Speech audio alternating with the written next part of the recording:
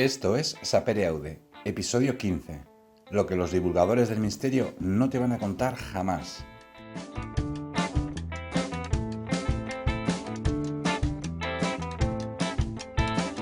El diario secreto del almirante Richard Byrd y la operación High Jump.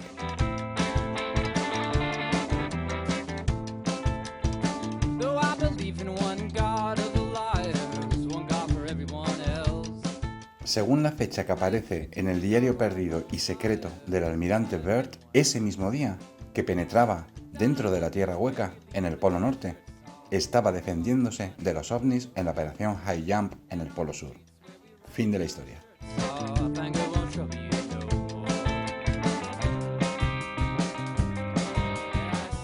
Lógicamente, un hombre no puede estar en dos sitios a la vez, y un divulgador de este tipo de historias misteriosas no es tan incompetente como para no darse cuenta que la fecha es la misma, y aún así seguir vendiéndolas como verdaderas. La historia del diario secreto y perdido de Richard Byrd, donde nos relata su encuentro con unos seres intraterrenos, es extremadamente fácil de desmontar, al igual que la operación High Jump asociada a una batalla donde la flota americana, en busca de bases nazis en el Polo Sur, tuvo que huir repelida por un grupo de objetos volantes.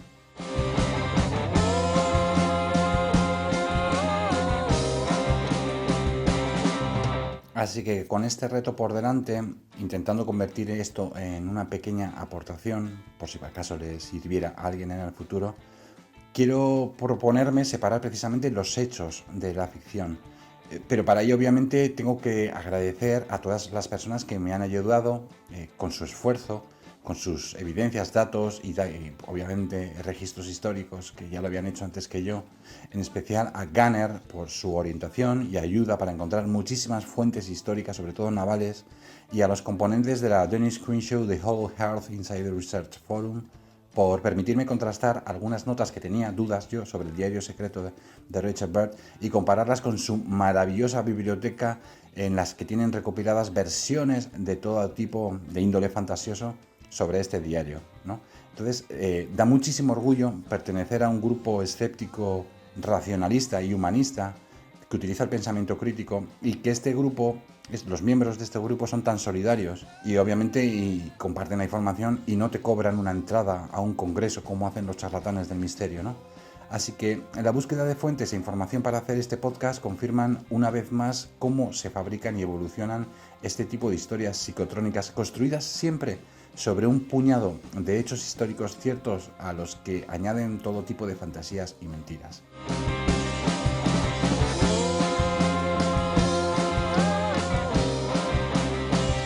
Voy a resaltar los acontecimientos justos y necesarios de la biografía de Richard Byrd para contextualizar lo que se refiere al contenido de este podcast, porque lo que nos interesa es su diario secreto y perdido y su presencia en la operación High Jump. Sus logros como héroe explorador quedan fuera de nuestro rango de acción. Y aunque esto que estáis escuchando sea un podcast de manera general, iré incluyendo fotografías, fragmentos de audio y de vídeo que considero relevantes. Avisaré, por si acaso tenéis la pantalla apagada o lo que sea, cuando ponga algún tipo de estos documentos, porque realmente son muy interesantes y muy curiosos.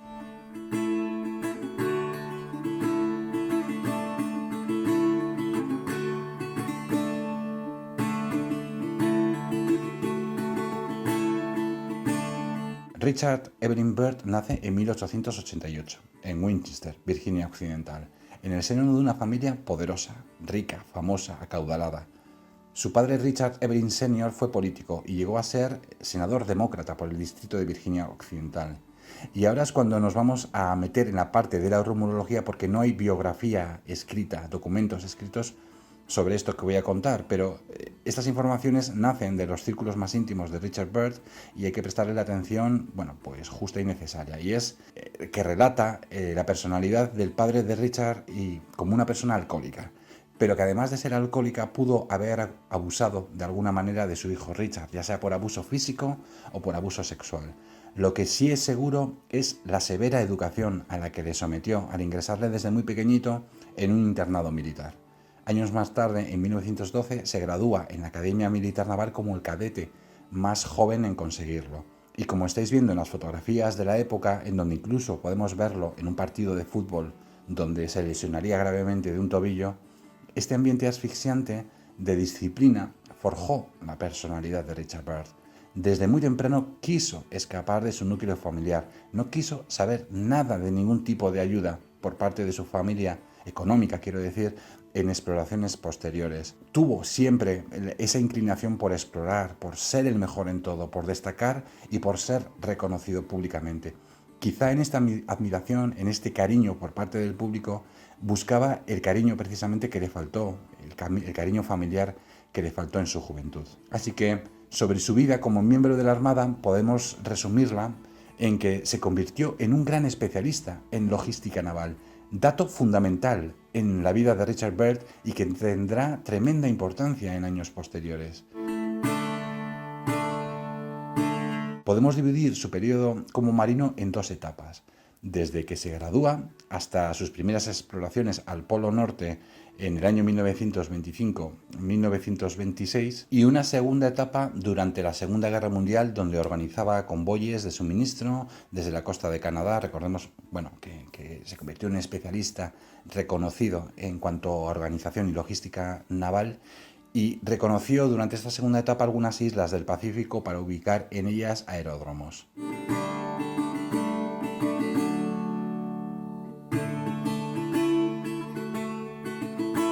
Fue en su primera etapa como marino donde entró en contacto con la incipiente aviación y aprendió a pilotar. Desde ese momento quedó fascinado con las posibilidades que ofrecía este medio. No solo creía firmemente que algún día sería el medio de transporte con el que acortar las distancias que separaban puntos distantes del globo y alcanzar los lugares más recónditos de la Tierra, sino su potencial como transporte de personas y medio para la guerra.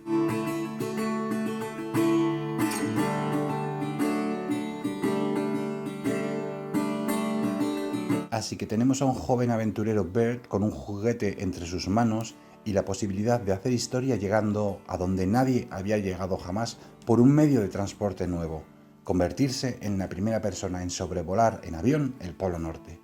No voy siquiera a comentar los recientes documentos descubiertos en 1996 donde se cuestiona seriamente si lo consiguió o no, pasando a ser Roald Amundsen la primera persona que sobrevoló el Polo Norte con su dirigible. No es importante para nuestra historia porque este hecho no mancha ni un ápice su capacitación como explorador y conocedor de los ambientes polares más extremos.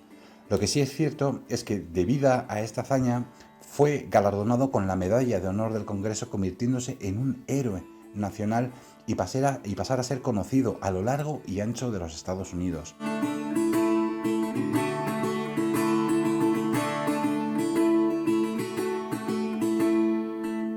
Después de este logro, escribe un libro, Skyward Man's Mastery of the Air, cuya portada estáis viendo ahora mismo. Y además de este libro, escribe un pequeño diario con notas personales que van desde 1925 a 1927. Un diario novelado. Solo voy a destacar un detalle de este diario que tendrá importancia más tarde, un poquito más adelante, donde relata un incidente sobrevolando con su FJ Fokker trimotor el Polo Norte. Se da cuenta y apunta en su diario que el medidor de aceite detecta una pérdida de 2 mililitros cúbicos por hora. Es importante tenerlo en cuenta porque tendrá importancia más adelante.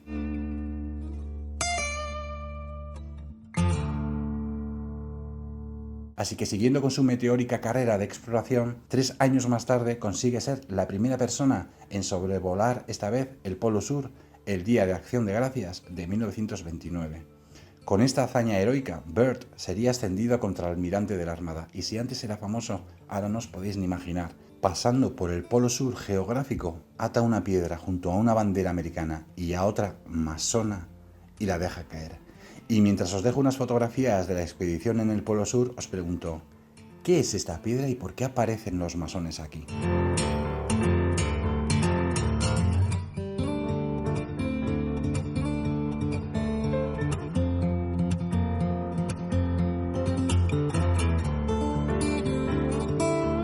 Antes de continuar, quiero mencionar que las exploraciones de Richard Byrd, excluyendo por supuesto la operación High Jump, que fue financiada íntegramente por el gobierno de los Estados Unidos, las exploraciones de Byrd fueron siempre privadas al Polo Norte y al Polo Sur. Se tuvo que buscar la vida para costearlas. Como recordáis, su relación con su familia era escasa, sobre todo con su padre. Bert siempre rechazó la ayuda de la familia, tenía que demostrar que era capaz de hacerlo él solo. Y después de alcanzar la fama en 1926, de lo que sí se preocupó Richard Bert fue de cultivar las relaciones sociales. Conoce a R.J.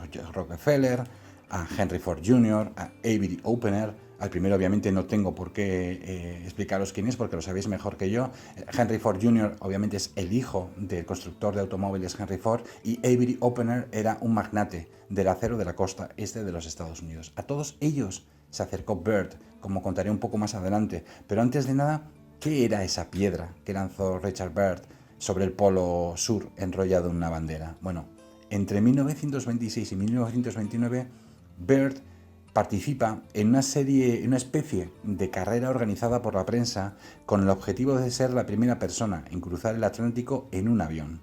Os dejo unas fotografías y grabaciones que he sacado de un documental maravilloso de la CBS del año 1961.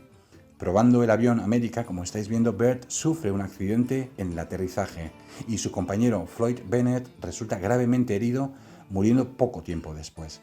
La piedra que Bert lanza sobre el Polo Sur es una piedra de la tumba de su copiloto, el copiloto de toda la vida, el copiloto que le había acompañado en sus hazañas sobre el Polo Norte.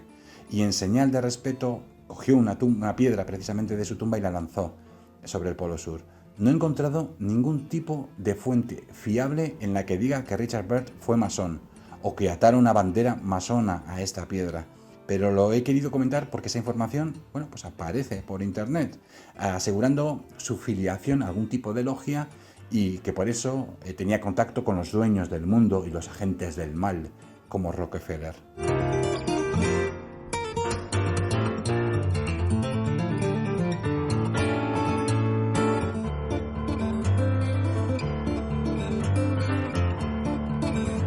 Y como dato histórico curioso que no lo conocía, además de las anotaciones del diario de a bordo, la manera que tenían estos exploradores aéreos de demostrar su hazaña que habían pasado por determinado lugar era lanzar desde el aire cientos de banderas sobre el punto en cuestión.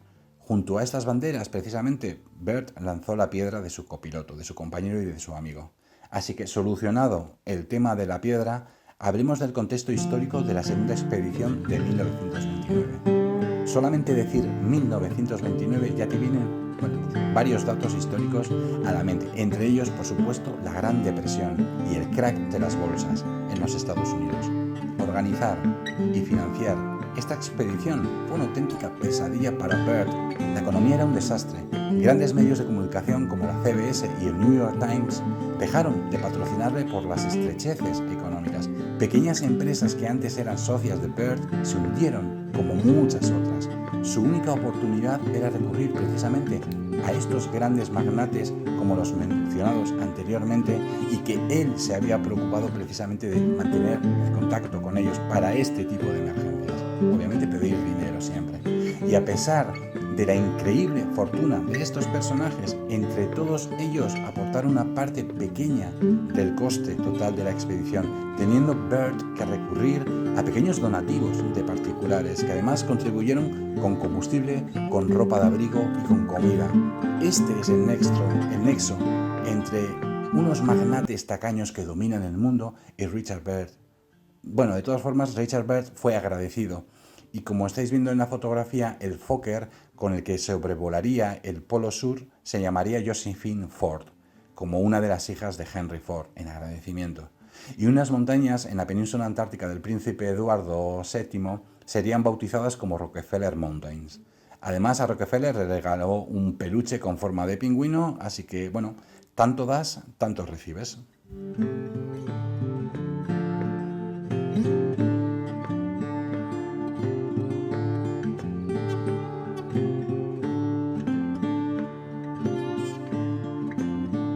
Menciono brevemente que antes de la operación High Jump en el año 1947, Bert estuvo 2 veces más en el Polo Sur y que en la exploración de 1934 casi muere ahogado al inhalar monóxido de carbono de una estufa que funcionaba mal. Esta historia es muy interesante, muy curiosa, sobre todo su rescate, porque a medida que se va envenenando va pareciendo como si fuera un borracho y las comunicaciones son erráticas que preocupan a otros miembros de una base cercana y tuvieron que ir a rescatarlo, pero bueno, es muy curiosa, pero no me quiero detener aquí. Así que bueno, años más tarde Richard Byrd tuvo una muerte plácida y tranquila mientras dormía en 1957, muriendo como lo que fue, un héroe y un aventurero, y como todos los hombres, con errores, claro que sí, pero con logros legendarios.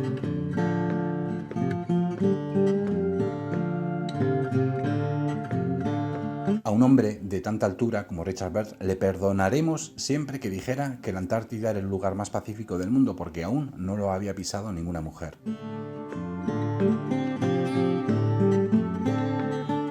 En el año 1959, 2 años después de la desaparición de Richard Byrd, se publica un libro, Worlds Beyond the Poles, por Francis Amadeo Giannini, terraplanista convencido y autoproclamado como científico. Os dejo la portada del libro para que lo veáis. Francis Amadeo Giannini es hijo de Amadeo Giannini padre, fundador del Bank of Italy, que pasaría a llamarse posteriormente Bank of America. Sí, ese Bank of America. Así que Amadeo Giannini padre era una de las personas más ricas de los Estados Unidos y aún así desheredó a su hijo Francis porque le salió tonto y terraplano. Francis tenía que comer y como buen terraplano no podía guardarse sus payasadas para sí mismo, así que tuvo que escribir un libro que es el antes mencionado. El libro no hay por dónde cogerlo, es un delirio de fechas y de personajes, pero lo destacamos porque es la primera referencia escrita desde la muerte de Richard Byrd donde alguien, en este caso Amadeo Giannini, lo sitúa en febrero de 1947 en el Polo Norte. Además, dice haber accedido a un diario secreto y perdido de Richard Byrd, con anotaciones sobre sus expediciones en el Polo Norte. Recordad que la operación High Jump es en la misma fecha, pero no en el Polo Norte, sino en el Polo Sur. En 1961, la muerte de Byrd aún era reciente y su aura de gran explorador aún no había desaparecido. Así que Amadeo Giannini fue desafiado en este año, en el año 1961, por detractores de su historia para que enseñara el diario y, como podéis imaginar, nunca lo hizo. Pero es importante este acontecimiento porque también es la primera vez que aparece la idea de un supuesto diario perdido. O sea, Giannini es la primera persona, la primera fuente histórica que hace referencia a un diario perdido que no ha visto nadie. Giannini nunca habla de la Tierra hueca, pero añade datos sobre que Byrd tuvo problemas con el avión y tuvo que darse la vuelta. La explicación que nos vende Giannini es que Byrd nunca pudo atravesar los muros de hielo de la Tierra plana. ¿Cómo no sentir vergüenza de un hijo como Francis Amadeo si todo el mundo sabe que los muros de hielo de la Tierra plana están en el Polo Sur, no en el Polo Norte?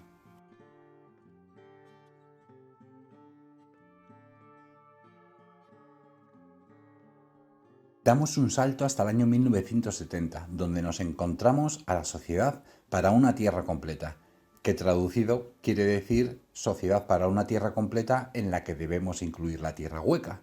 Porque sí, amigos, aquí es el momento preciso en el que aparecen los tierrahuequistas y su relación con el diario secreto perdido, oculto, misterioso y psicotrónico de Richard Byrd. Este grupo de Missouri es liderado por un nativo americano llamado Tawani Wakawa Shows, y tranquilos que este personaje no dice ser científico. Dice ser un expiloto y capitán de las Fuerzas Aéreas Americanas, cuyo mayor logro es haber alcanzado la Tierra Hueca en dirigible para encontrarse con el líder de una superraza de ojos azules llamado los Ariani. Este grupo publica un panfleto cuya portada estáis viendo ahora mismo en pantalla y que utiliza un símbolo de la sociedad Thule, precursora del nazismo en 1919, tierrahuequistas y pronazis. En este panfleto, tomando la idea principal de Amadeo Giannini, la llevan a un nivel superior. Se hace eco de la existencia de un diario secreto y perdido de Byrd y lo adornan y decoran a conveniencia.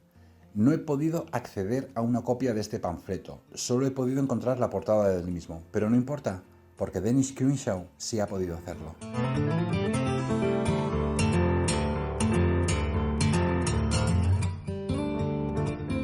Así que, ¿por qué es importante el testimonio de Dennis Crenshaw? Bueno, porque Dennis Crenshaw también es terrahuequista, pero además de terrahuequista moderado, es admirador de Richard Byrd. ¿Y por qué es importante Crenshaw también? Porque dudo mucho que haya sobrevivido una copia del panfleto de Tawani Wakawa Shows, y las referencias sobre lo que vienen escritos en él de manera indirecta son las de la revista de Crenshaw, Hollow Earth Research Report, que os dejaré en la descripción por si alguien quiere echarle un vistazo y quiere leerla, porque está muy bien, está bastante bien. Esto es importante porque las notas de Crenshaw y el panfleto de Tawani son los únicos testimonios de las que supuestamente viene escrito en el diario secreto de Bert, ya que Amadeo Giannini nunca jamás se lo mostró a nadie y en su libro tampoco aporta datos relevantes.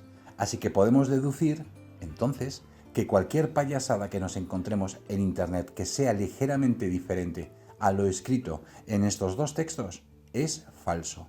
Cualquier documento que añada algo que no viene recogido en el panfleto de Tawani y en las notas de Crenshaw es falso.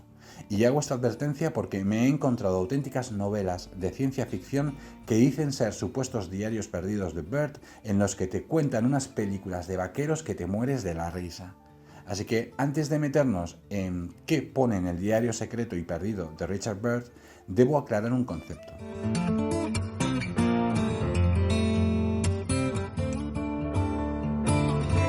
Richard Bert, al igual que todos los pilotos marinos, exploradores, militares, etc., llevan consigo un diario, un bitácora, un blog de notas o como lo queramos llamar. En este tipo de cuadernos se toman precisamente notas sin adornos ni florituras. Posiciones, climatología, velocidades, medidas de combustible, de agua, de lo que sea. Si te equivocas en una nota, en una entrada, está mal visto borrarlo. Lo que tienes que hacer es tacharlo y añadir la corrección al lado. Esta última aclaración va referida a unos documentos pertenecientes a Richard Bert descubiertos en 1996, como comentaba hace unos minutos, donde presumiblemente en su diario original que llevaba encima cuando intentó sobrevolar el Polo Norte, aparecen una serie de datos borrados y escritos encima. Esto no se puede hacer, está muy mal hecho. El libro que publicó Richard Bert basándose en estas notas personales es una cosa muy diferente, es ya un diario novelado, ¿de acuerdo? Donde hay ya descripciones más detalladas.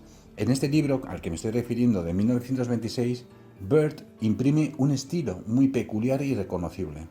A Dennis Crenshaw, admirador y entusiasta de Bert, le llama mucho la atención el estilo en el que está redactado este diario perdido, oculto, secreto, que encuentra en el panfleto de Tawani. No es el estilo de Richard Bert. Bert, en el diario de 1926, realiza una descripción de los lugares y las circunstancias mucho menos rico en adjetivos y en sustantivos. Sin embargo, en este diario secreto aparece lleno de sinónimos, epítetos, las descripciones no escatiman en descripciones precisamente rimbombantes y recargadas.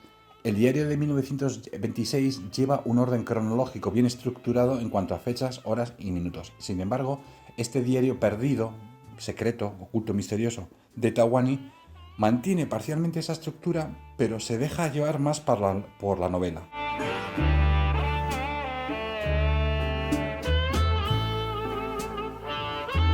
Lo que a Crenshaw de verdad le pone en guardia, lo que le hace sospechar, es que en este diario perdido de Tawani se repite la anécdota que mencioné cuando os contaba superficialmente la biografía de Richard Bert y sus aventuras en el Polo Norte. El problema con el aceite en uno de sus motores, dando exactamente la misma cifra, 2 mililitros cúbicos de pérdida de aceite por hora. Utiliza el mismo número de filas para describir este suceso y la fecha, cambiando el año, es la misma hora. Así que Crenshaw además se dio cuenta que en uno de los párrafos de este diario perdido corresponden, variando un par de palabras, con el siguiente diálogo. You, my son, will live through the storm. You will preserve the fragrance of our history and add to it a touch of your own mind. Beyond that, my vision weakens. But I see at a great distance a new world stirring in the ruins, stirring clumsily, but in hopefulness, seeking its lost and legendary treasures. And they will all be here, my son, hidden behind the mountains. Estamos escuchando un fragmento de la película Lost Horizons, producida por Frank Capra en 1937 e interpretada por Ronald Colman y Jane Wyatt, entre otros. En este fragmento, el protagonista visita al lama en Agartha y este, tomándole por el hombro, le da un mensaje de paz y amor. Solo cambian un par de palabras para poder adaptarlo a este diario secreto y perdido de Bert. El resto es un corta y pega. Claramente nos encontramos ante un fraude antológico. A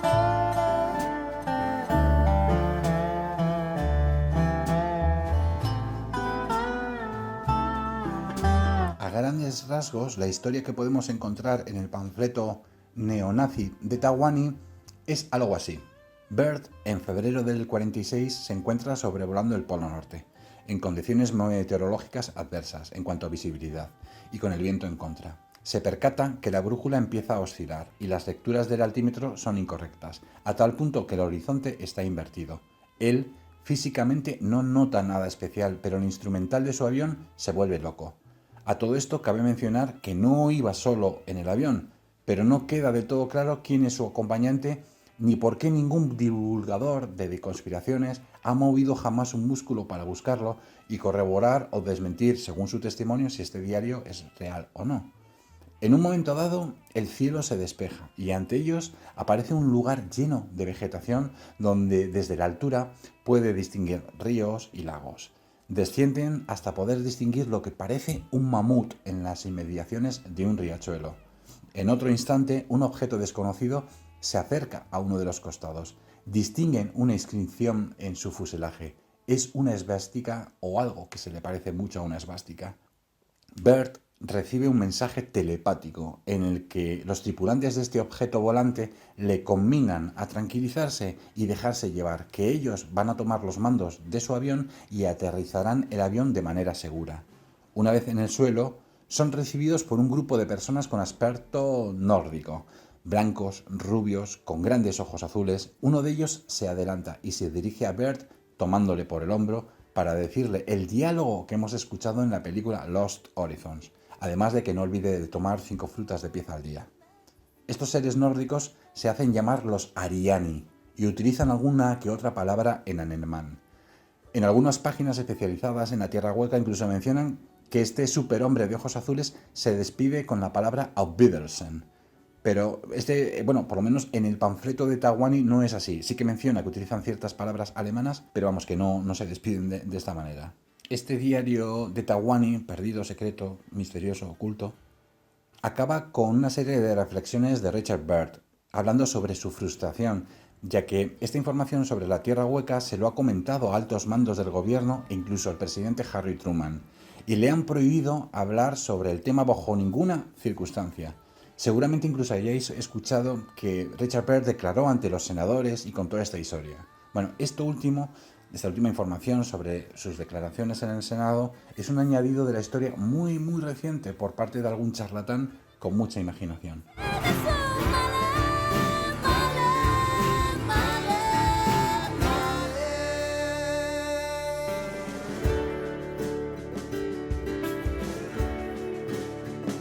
Voy a mencionar muy de pasada a Billy Heywood. Os dejo información sobre él en la descripción y lo estáis viendo en pantalla. Merece la pena que le echéis un vistazo porque es un pobre diablo muy divertido. Heywood asegura ser coronel del ejército de los Estados Unidos, pero haber nacido dentro de la Tierra Hueca. Su padre es Sora, el gran jefe terrahuecano, que le ha mandado a la superficie para ayudar a Richard Bert a contar la verdad sobre la Tierra Hueca. Heywood se presenta en sociedad con una diadema de cobre o estaño con un cristal plano en el centro, como lo estáis viendo. Dice que este cristal le ayuda a abrir su tercer ojo y facilita la comunicación telepática. El pobre Randy Kramer perdió su tiempo intentando abrir un acta sobre libertad de información, una folla, para averiguar si Billy Heywood en realidad había sido coronel del ejército y no había existido ningún Randy Heywood en las Fuerzas Armadas de los Estados Unidos, y menos con una diadema.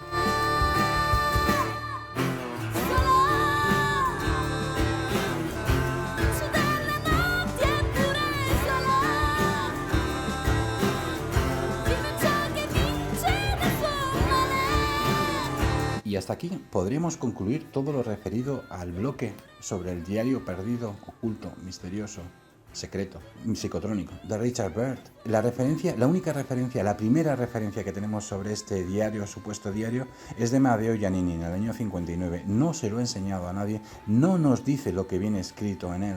Las siguientes referencias son 11 años más tarde, por parte de un neonazi como Teahwani, líder de una secta de 10 personas en un pueblo perdido de Missouri, en la que nos da cierta información que lectores que conocen el estilo de Richard Byrd, como es Dennis Crenshaw, que además es terrahuequista, no reconocen para nada que lo haya escrito Richard Byrd. En este diario de Teahwani, en este panfleto de Teahwani, viene la misma anécdota de 1926, la anécdota de pérdida de aceite, ocupando el mismo número de filas a la misma hora, por no contar que esos seres Ariani, esos seres, esa superraza, dicen palabra por palabra el mismo diálogo que aparece en un fragmento de la película Lost Horizons de 1937, sustituyendo la palabra Garta por tierra hueca. El mismo diálogo.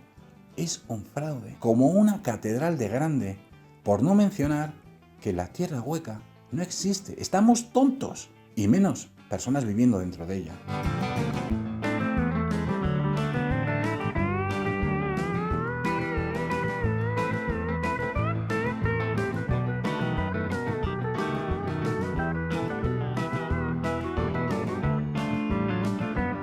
El siguiente bloque, el número 2, merece la pena que lo dediquemos a averiguar cuál es la conexión nazi en todo este asunto.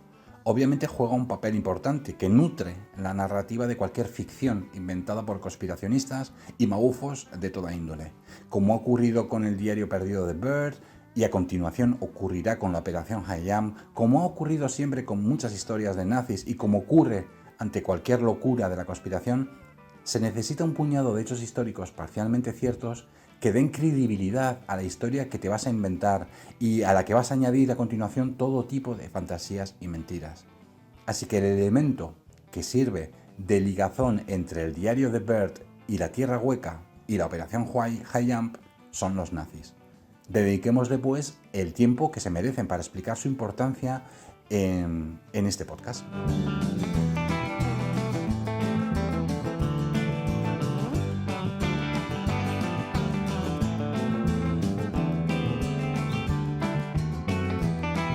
Este señor que estáis viendo en pantalla es Hermann Göring. Göring recibe el encargo de Hitler de desarrollar un programa económico desde 1936 hasta 1940 que sitúe a Alemania en la siguiente década con la capacidad industrial, económica y militar de afrontar una posible guerra. No voy a pormenorizar en detalles históricos y me voy a centrar en algo que desconocía y que me ha sorprendido, ya que en el año 1936 Alemania tenía un tratado comercial con Noruega por valor de 22.500 millones de dólares actuales, contando la inflación. Noruega, a cambio, suministraba 220.000 toneladas de aceite de ballena al año a los alemanes. No tenía ni la más remota idea de que este tipo de producto fuera tan importante. El tratado comercial era vital por lo que suponía. La grasa de ballena era esencial para la elaboración de productos sintéticos que movía toda la industria alemana. Con ella se producían linóleos de pintura, aceites industriales, aditivos, detergentes, incluso servía para producir un tipo de margarina. Así que los gerifantes alemanes tuvieron una idea. Y si en vez de comprar grasa de ballena a los noruegos, vamos nosotros al lugar donde están las ballenas y producimos nosotros este producto. Este lugar es el Polo Sur. Hoy en día no sé cuáles son las condiciones que se requieren para tomar posesión de una tierra en el caso de que quede alguna libre. Antes de la Segunda Guerra Mundial era aceptado que toda nación que quisiera tomar posesión de algún lugar tenía que realizar cartografía terrestre, marina y aérea, además, obviamente, de tener un asentamiento permanente en el lugar. Y después de ese esfuerzo, corrías incluso el riesgo de que otra nación te echara de ahí a patadas o que no reconociera la posesión de tu territorio.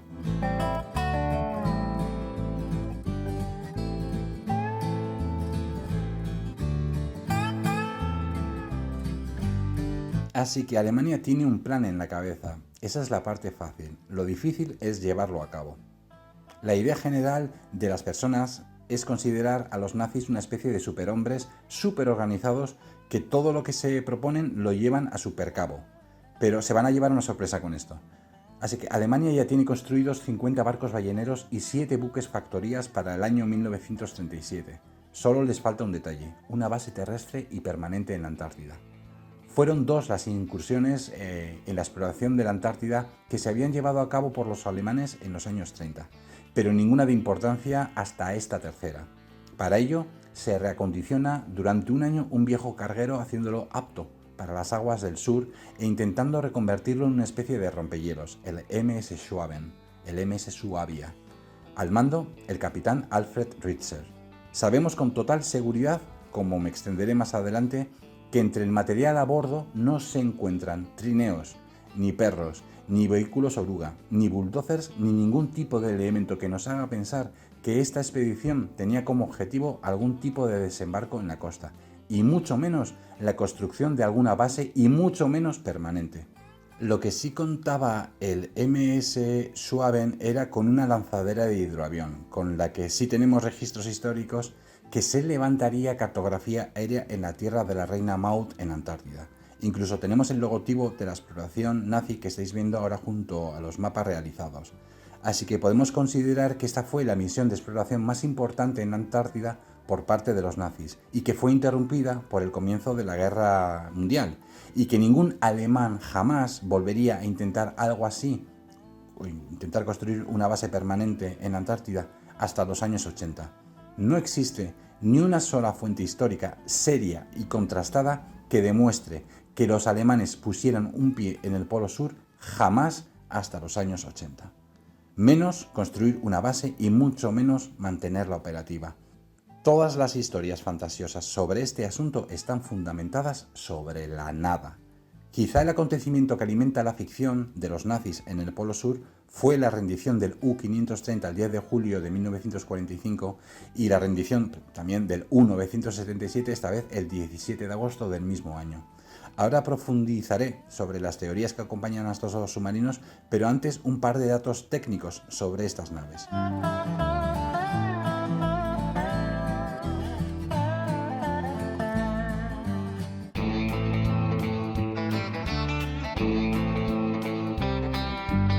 Los submarinos de la Segunda Guerra Mundial, como pueden ser los nazis, pero los del resto de naciones también, son esencialmente buques de superficie, con la capacidad de sumergirse de manera puntual. En superficie se desplazan utilizando un motor diésel y sumergidos lo hacen utilizando un motor eléctrico.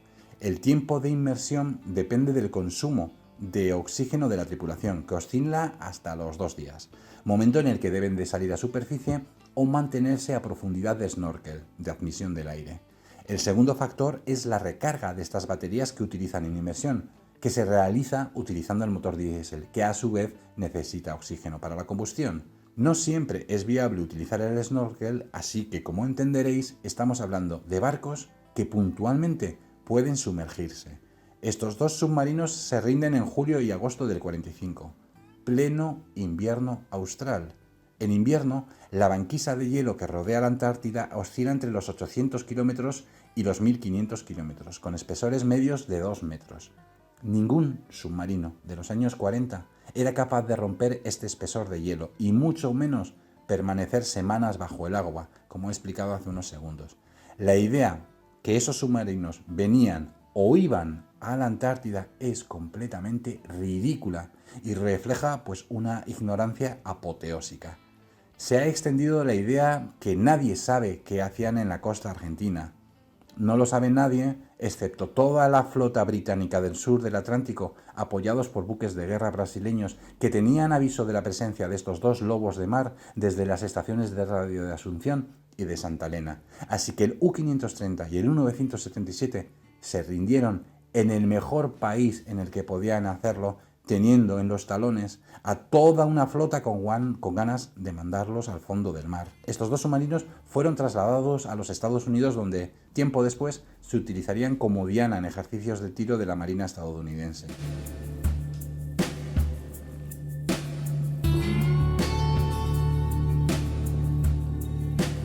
Si se nos pasa por la cabeza que Delmiro Julián Ferrell, presidente de un país neutral y desmilitarizado, como es el de Argentina, ocultar cualquier circunstancia a dos países con la maquinaria de guerra bien engrasada como eran el Reino Unido o Estados Unidos, es que no hemos entendido nada. No hay ninguna prueba histórica en esos dos submarinos viajara alguien no incluido en el manifiesto de a bordo, ni se transportara nada que se saliera de lo común. Dejo en la descripción un artículo maravilloso de Jorge Soto Roland, profesor de Historia de la Facultad de Humanidades de la Universidad de Mar del Plata, que desmonta todas las teorías y mitos sobre que Argentina cobijó a militares nazis.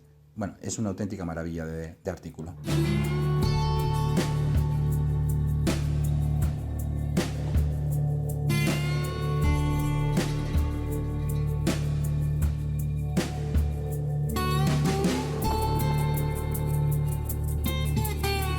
En 1947, precisamente el año en el que Richard Byrd estaba en la Tierra Hueca desde el Polo Norte y pegándose con los ovnis en la operación High Jump en el Polo Sur al mismo tiempo, Ladislao Sabo publica su libro, Hitler está vivo, cuya portada estáis viendo ahora mismo.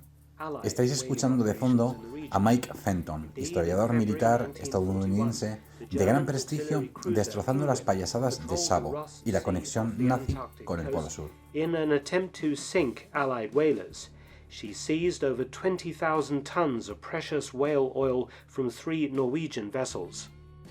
Indeed, the British were so concerned that Germany or even Japan might attempt to use Antarctic coastal islands or the mainland as U-boat bases, that it launched Operation Tabarin in 1943.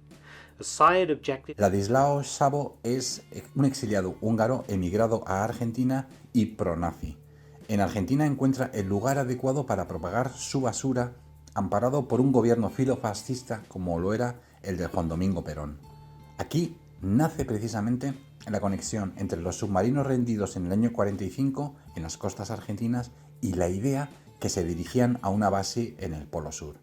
Sabo escribe que en estos submarinos se transportaban los restos calcinados del Führer para ser enterrados junto a un tesoro maravilloso que pudieron sacar de Alemania.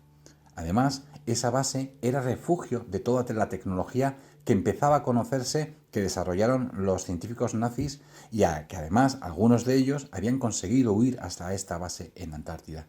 Es este señor, en este libro, en el que la primera persona que establece estas ideas y que posteriormente otros autores copiaron o partieron a partir de ellas para construir sus ficciones.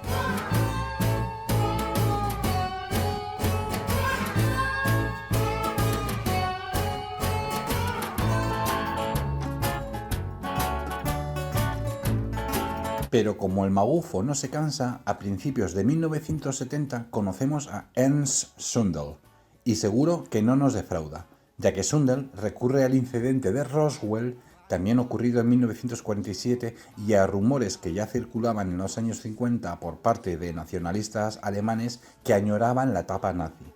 Zundel introduce la idea que el objeto que se estrelló en Roswell tenía origen en la tecnología nazi y que era parte de las superarmas alemanas desarrolladas y probadas durante la Segunda Guerra Mundial, y que al final de la guerra estas armas fueron enviadas a Sudamérica y al Polo Sur. Ernst Zundel rescata en una serie de libros de ficción esta narrativa. Zundel va a ser un dolor en las pelotas y lo nombraré un poco más adelante. Es precisamente con esta serie de libros de ficción donde podemos encontrar la primera conexión entre bases secretas alemanes en la Antártida, Roswell y ovnis nazis.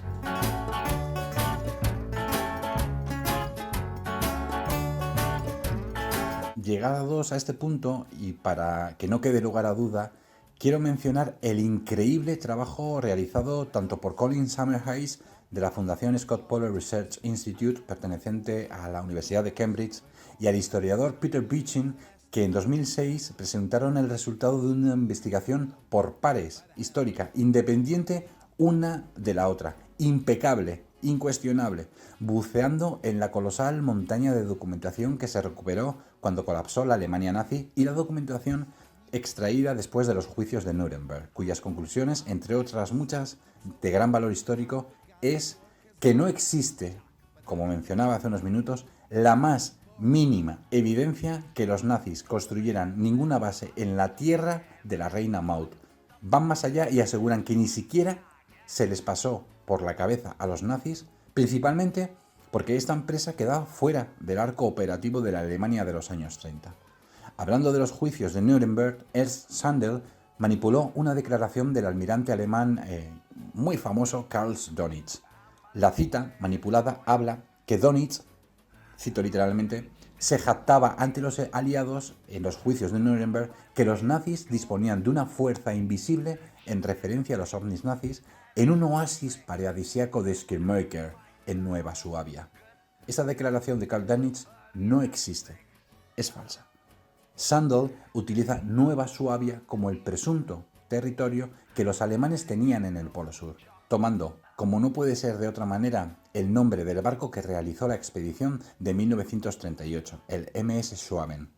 ¿Por qué Sandel utiliza la palabra oasis? Lo desvelaré bastante más adelante, cuando toquemos la operación High Jump o probablemente en las conclusiones.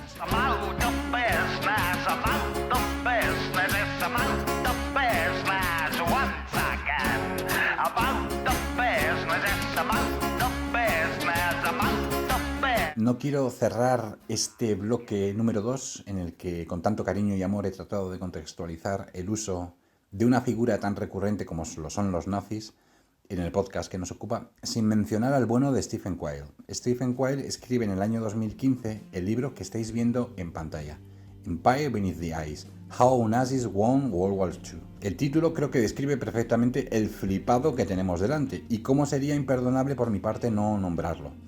Además de informarnos que los nazis ganaron la Segunda Guerra Mundial, como todos ya sabéis, Quayle, basado en el fracaso de la operación High Jump, y hago spoiler, donde los americanos organizan una tremenda flota armada hasta los dientes con la intención de descubrir a los nazis que se refugian en la base alemana de Nueva Suabia en el Polo Sur, pero son repelidos por ovnis nazis que causaron estragos en cuanto a bajas humanas y materiales entre los americanos.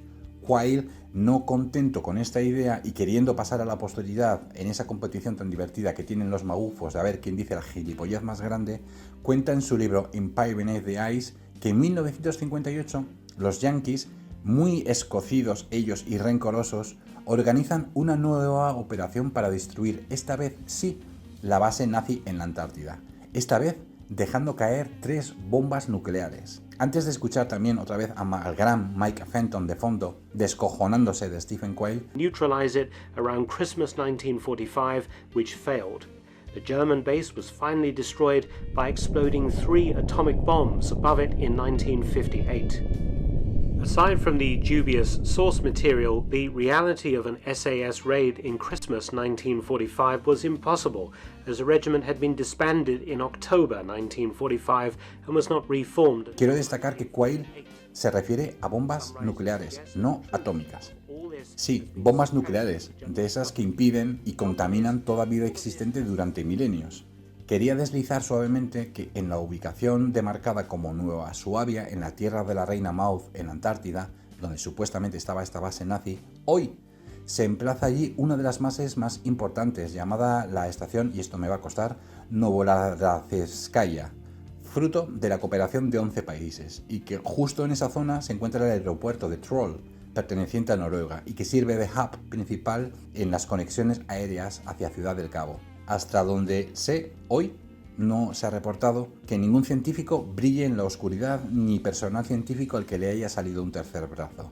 Quayle, como buen estafador, utiliza, pensando que somos subnormales, los acontecimientos desarrollados en la Operación Argos de 1958, donde Estados Unidos detona 3 cabezas nucleares en el Océano Atlántico a 1.760 kilómetros al suroeste de la Ciudad del Cabo. Mike Fenton está explicándolo ahora mismo mientras hablo encima. Estas detonaciones fueron pruebas de gran altitud, a 290 kilómetros de altura. Ni siquiera detonaron sobre el nivel del mar. La segunda bomba nuclear, la más cercana a la tierra de la reina Maud, donde ficticiamente estaban los nazis, en el Polo Sur, tuvo lugar a 2.280 kilómetros de distancia. Creo que nadie destruye nada detonando una cabeza nuclear a 290 kilómetros de altura del objetivo.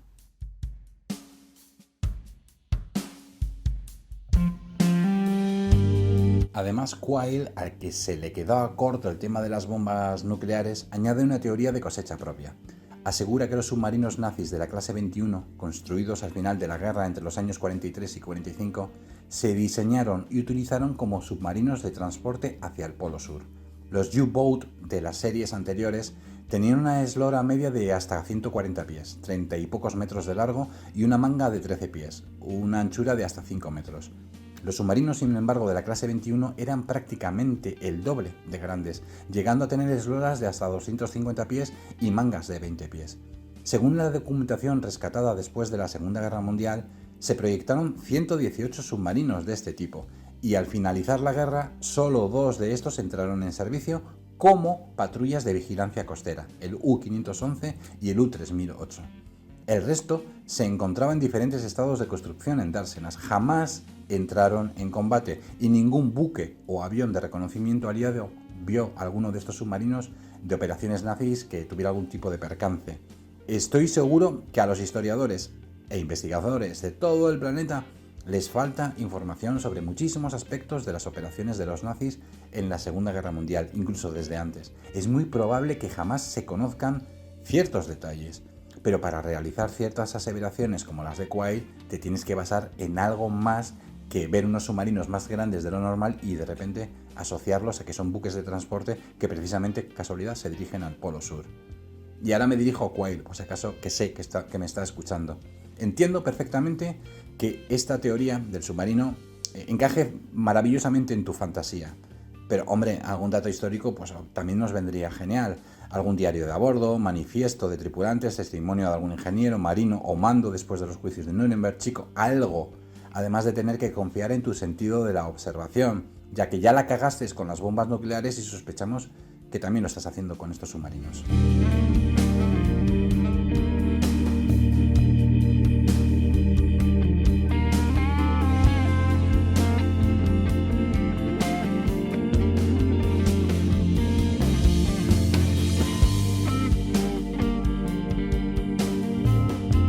Y es justo en este instante donde concluye el bloque número 2, antes de meternos de lleno en la operación High Jump.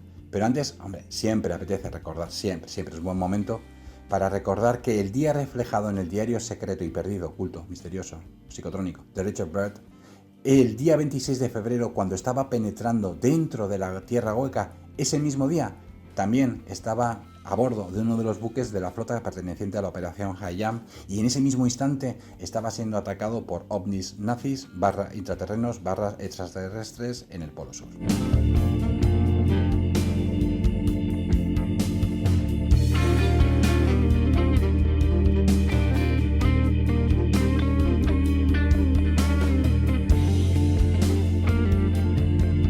Y el bloque 3, referido a la operación High Jump, comienza por todo lo alto escuchando al propio Richard Byrd en la entrevista de 1954 en la cadena de radio Chronoscope. El entrevistador le pregunta a Byrd sobre sus exploraciones polares en el Ártico y en la Antártida y si cree que todavía existen territorios sin explorar para los jóvenes aventureros americanos. Admiral Byrd, you've been to both the North Pole and the South Pole. Is there any unexplored land left on this Earth that might appeal to adventurous young Americans? Yes, there is. And not up around the North Pole because it's getting crowded up there now because they find out it's really usable, not only to live in, but militarily. But strangely enough, there's left in the world today an area as big as the United States that's never been seen by a human being. And that's beyond the pole on the other side of the South Pole from Middle America. Es en esta entrevista precisamente donde muchos aseguran que sin necesidad del diario falso ese secreto del que hemos hablado en este podcast, Byrd reconoce en público la existencia de una tierra hueca. Lo escuchamos. I think it's quite astonishing that there should be an area as big as that unexplored. That's a tremendous So challenge. there's a lot of adventure left down at the bottom of the world. Bueno, los que habláis inglés con soltura os habréis dado cuenta de dos detalles que analizaremos a continuación, después de traducir lo que Richard Byrd responde en esta entrevista. Cito: claro, existe una región tan grande como Estados Unidos y Europa juntas que nunca ha sido vista por ningún humano, y eso está más allá del polo, al otro lado del Polo Sur, desde Little America, y que quedan muchas aventuras para los exploradores abajo en el fondo del mundo. Vamos a escuchar este trozo en concreto un par de veces. And that's beyond the pole on the other side of the South Pole from Middle America. And that's beyond the pole on the other side of the South Pole from Middle America, from Middle America, from Middle America, from Middle America.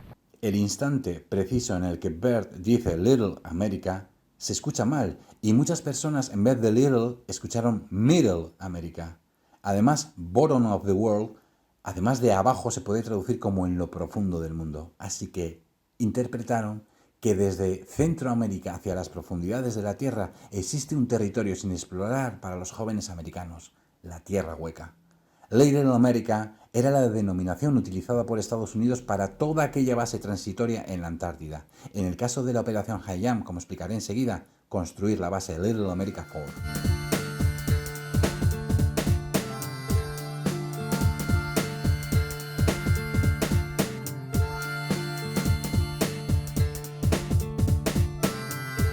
La Operación HIJAM tiene su génesis en el verano del 46 y su designación oficial es Test 68.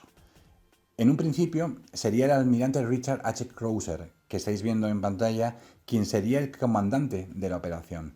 Richard Byrd, después de la Segunda Guerra Mundial, se jubila de toda actividad mundial, pero es el hombre. Todas las miradas se depositan sobre él. Tiene que estar en la Operación HIJAM sí o sí. Byrd cumple con 3 requisitos. 1. Es un experto y veterano conocedor del ambiente extremo polar. 2. Como recordaréis, se especializó con gran éxito en logística naval durante su etapa en la Marina, organizar convoyes marinos, con todo lo que se supone y conlleva. Y 3. Era un héroe nacional, querido, admirado, respetado, que merecía ese premio para culminar sus servicios a los Estados Unidos. Tenía que ser él. De todas formas, la figura de Byrd en la Operación HIJAM es casi decorativa, anecdótica. Era un icono. Su cargo era el de co-comandante de la operación, cayendo toda la responsabilidad sobre el almirante Richard H. Cruiser. Byrd fue asignado al grupo de trabajo 68.4 a bordo del USS Philippine Sea. La Operación HIJAM estaba incluido dentro de un programa más amplio de exploración polar llamado Programa 4647. La clasificación de seguridad de la Operación HIJAM era de confidencial, como estáis viendo en los documentos que os estoy enseñando en pantalla. La clasificación de seguridad confidencial es el nivel más bajo en términos de clasificación de seguridad, muy por debajo de secreto y de alto secreto. La Operación HIJAM fue desclasificada en el año 1953, 6 años más tarde. Cuando hablamos de operación confidencial se refiere única y exclusivamente a que durante el despliegue de las maniobras de la Operación HIJAM, los detalles sensibles relacionados con los métodos y procedimientos operativos permanecen en secreto, pero no la operación. La Operación HIJAM, como comentaré al final del podcast, se sabía hasta en Ganímedes. Y es muy divertido lo que ocurrió y curioso la expectación que despertó en la sociedad civil americana, incluso en los colegios. En la Operación HIJAM iban 11 periodistas, incluidos uno del New York Times y otro del Montreal Daily Star. Y lo más importante, habían llamado al puto Richard Byrd para que la operación consiguiera publicidad y el apoyo del pueblo americano. Cuando lees en foros de magufos que esta operación fue de alto secreto, te descojonas porque no entienden nada. No han movido ni un solo músculo en bucear en los documentos históricos, en conseguir un ejemplar de periódicos de la fecha, de cualquiera periódico de los Estados Unidos, porque en todos ellos fue portada y la noticia principal, antes y durante y después de acabar la Operación HIJAM.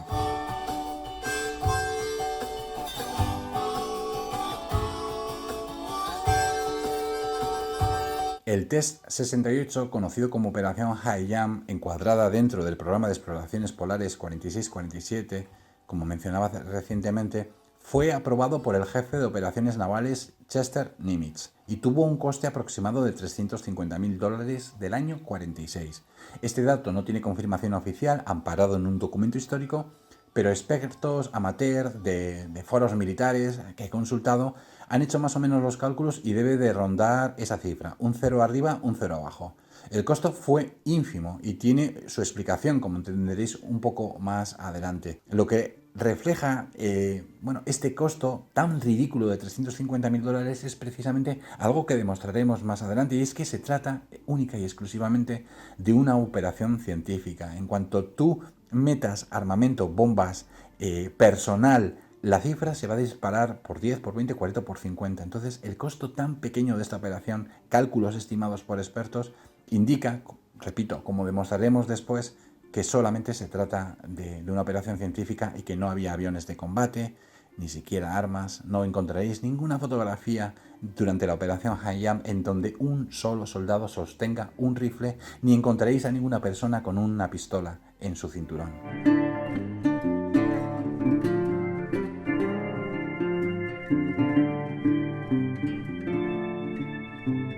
Antes de meternos de lleno con la operación High Jump, voy a hacer una pequeña aclaración, ¿de acuerdo? Para intentar contextualizar cómo va a ser el desarrollo del siguiente bloque en cuanto a los datos que vamos a ir aportando, que voy a ir aportando, ¿de acuerdo?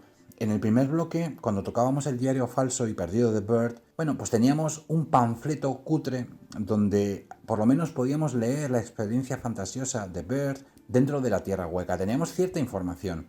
Además conocíamos obviamente los datos biográficos y las hazañas como explorador de Richard Byrd. O sea, no era difícil ir filtrando y desmontando las payasadas de autores que tomaban como referencia este panfleto, este diario falso, ¿de acuerdo?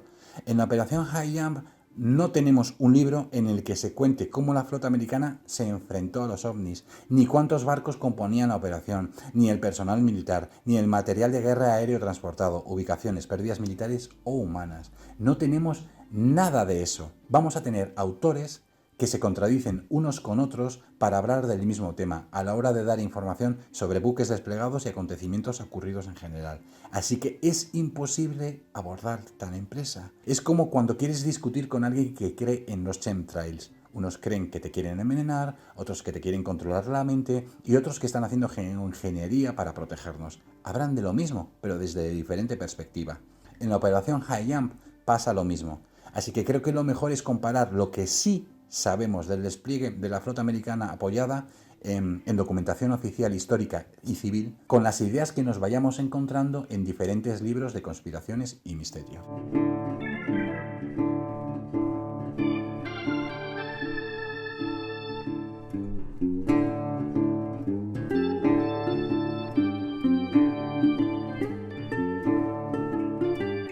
Así que nos encontramos basadas en pruebas históricas irrefutables con una operación compuesta por 13 buques divididos en 4 grupos de trabajo.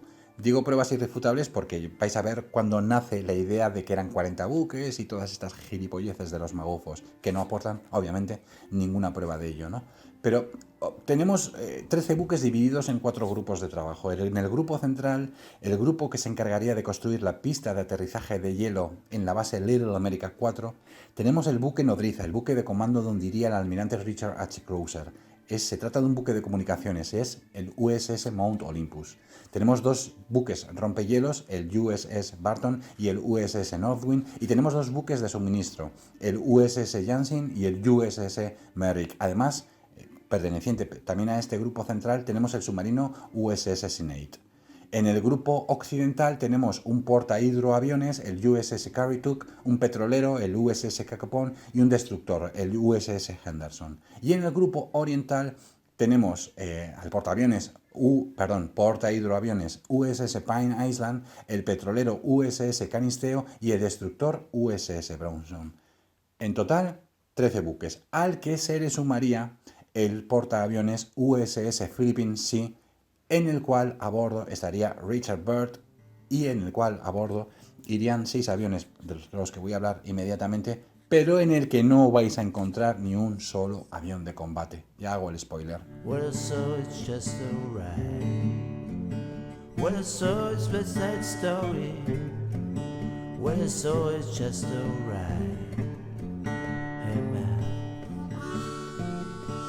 Y antes de nada quiero aclarar otro concepto y explicar otro. Primero, podríamos hablar o dedicar un podcast para hablar de datos técnicos y operativos de los elementos desplegados, y ese podcast ocuparía tranquilamente 4 horas seguidas sin ningún tipo de problema.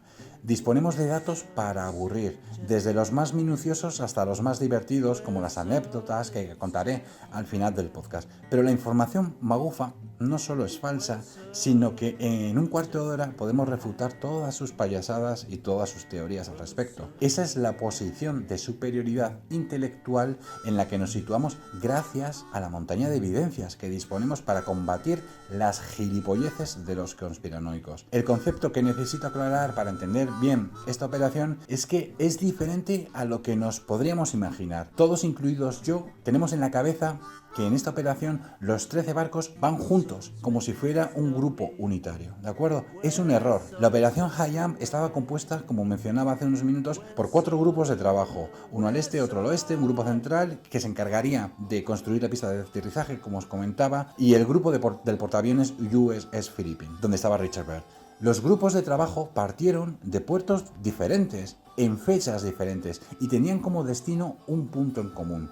Cuando completaban su misión, abandonaban inmediatamente la zona en fechas diferentes a destinos también diferentes. No sé si me he explicado bien. Para ayudar en la explicación a modo de ejemplo, cuando los conspiranoicos dicen que los ovnis, nazis, intraterrenos, extraterrestres, atacaron la flota americana, podemos demostrar con documentos históricos que el 90% de los barcos desplegados en la zona ya no estaban en el lugar, habían abandonado la zona. No es que fueran todos juntos y se fueran todos juntos. Hay que entender muy bien ese punto, ¿de acuerdo?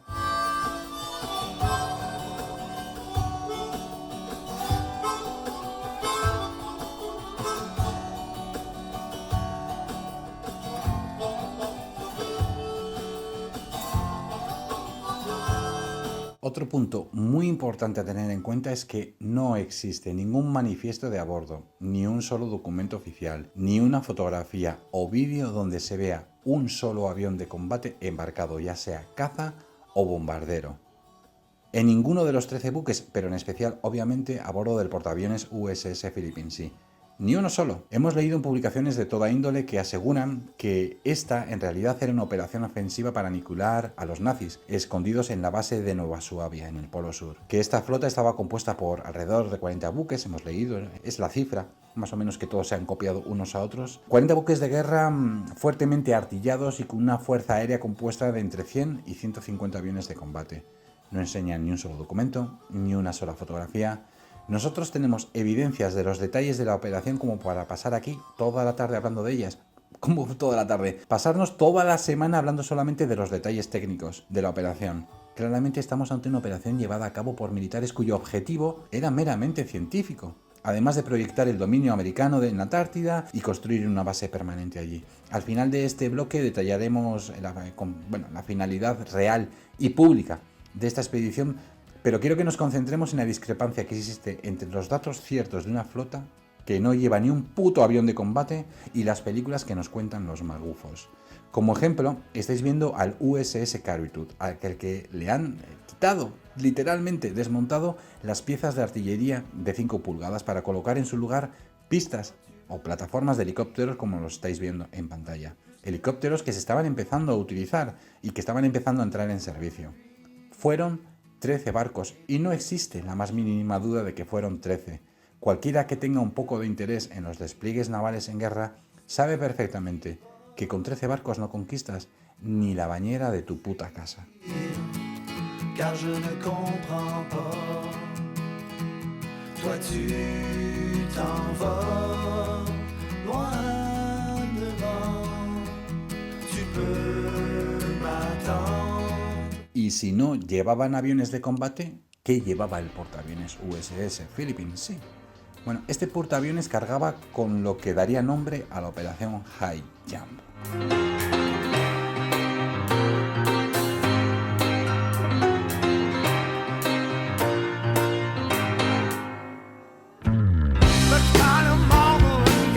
Estamos viendo sobre la cubierta del USS Philippine Sea, en su trayecto atravesando el Canal de Panamá hacia la Antártida, 6 R4D, que en realidad son 6 DC-3 bimotor modificados.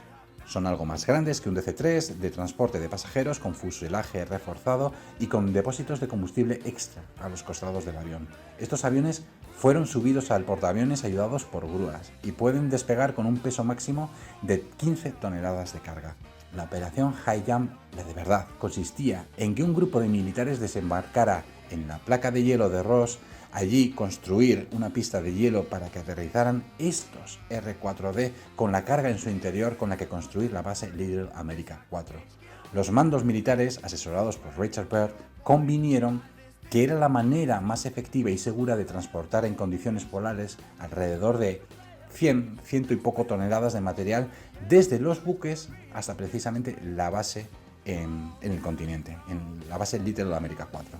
Además, estos aviones, una vez en tierra, iban a ser usados para realizar cartografía aérea. Realizaron más de 70.000 fotografías y que una vez acabada su misión, fueron abandonados allí. Siguen allí. No tenían la suficiente autonomía para volver a Sudáfrica, a Sudamérica o a Nueva Zelanda. Y obviamente, esta clase de aviones tan monstruosos, tan grandes, no podían volver a despegar aterrizar a bordo del USS Philippine Sea.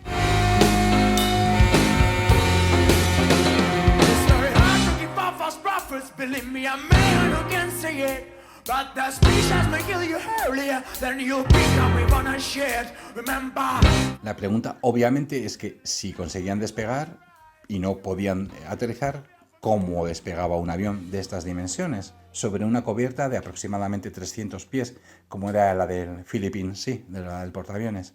Bueno, pues ahora mismo estáis viendo unas imágenes y un par de clips de vídeo maravillosos. Son de la época y corresponden, creo que al final, uno de ellos precisamente es el despegue de los R-4D de la cubierta del USS Philippine Sea. Lo estáis viendo en directo y es un privilegio que podamos estar viendo este tipo de documentos, comparando con la mierda que nos vende otro tipo de personas que no nos enseñan nada. Entonces, estáis presenciando en acción el sistema JATO. JATO es la abreviatura del Jet Assistant Take-Off, cohetes de asistencia al despegue. Con este sistema reduces la distancia necesaria de despegue de cualquier avión, haciendo posible embarcar estos gigantes del aire en portaaviones y hacerlos despegar con éxito. Por este motivo, la operación se llama High Jump, gran salto, el salto que deben llevar a cabo estos aviones de carga desde el portaaviones USS Philippine Sea hasta la pista de hielo construida en la base Little America 4. Just so right. Just so right. Una vez acabada la operación High Jump, en marzo de 1947, Richard Byrd se traslada a Chile para dar una serie de conferencias. En una de ellas, como estáis viendo en esta portada del diario El Mercurio, uno de los periodistas chilenos transcribió mal, no lo interpretó bien o tradujo de manera incorrecta una de las intervenciones que tuvo Richard Byrd durante la conferencia y que la crónica en realidad pertenecía al Iván Eta, que Iván Eta es un periodista, un reportero de guerra súper famoso que iba a bordo de, iba cambiando de barco, pero estaba en la operación High Jump cuando realmente se produjo. El discurso de Byrd era siguiente, literal: no quiero asustar a nadie, pero en caso de que ocurra una guerra mundial, debemos preocuparnos de que nuestros enemigos lleguen desde los polos. Ya no podemos confiar en la defensa natural que suponen los océanos y los polos, y las grandes distancias marítimas que garantizaban nuestro aislamiento se verán reducidas en los próximos tiempos.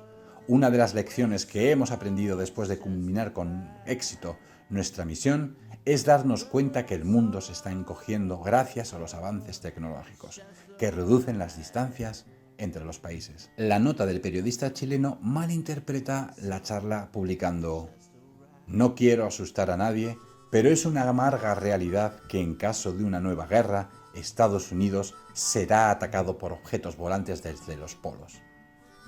Cuando esta nota periodística cobró relevancia internacional, muchos interpretaron, obviamente, que estos objetos volantes eran ovnis.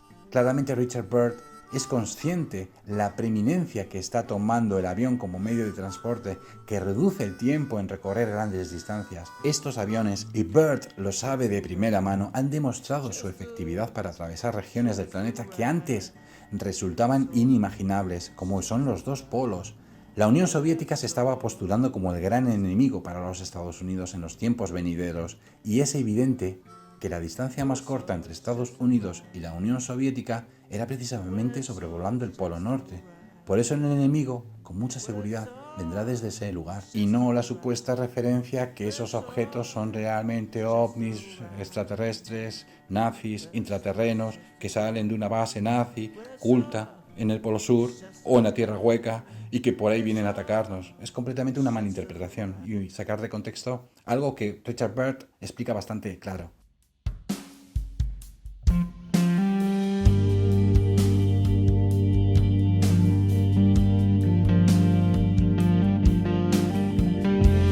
La primera vez que nos encontramos la referencia que los americanos querían destruir alguna base en la Antártida, nos la encontramos en el libro UFOs, A Secret Nazi Weapon, publicado en 1974 por la editorial Samizdat. El autor utiliza el seudónimo de Christoph Friedrich, que en realidad es un viejo ya conocido a estas alturas, Ernst Sandel. No sé si lo mencioné antes, que era preonazi, sí, o sea que era filonazi, que era un puto nazi, pero no recuerdo si dije que Sandel se autoproclamaba a sí mismo como excientífico nazi que escapó durante la operación Paperclip a Estados Unidos y de ahí a Canadá, donde fundaría la editorial Samizdat, donde publica sus mierdas. Si os dais cuenta, esta banda de charlatanes siempre dice que es algún tipo de cosa, que si es científico, que si otro es militar, o lo que se les ocurra en ese momento. Lo cierto es que Ernst Sandel salió de Alemania en 1958, y no como científico durante la operación Paperclip, sino que emigró directamente a Canadá.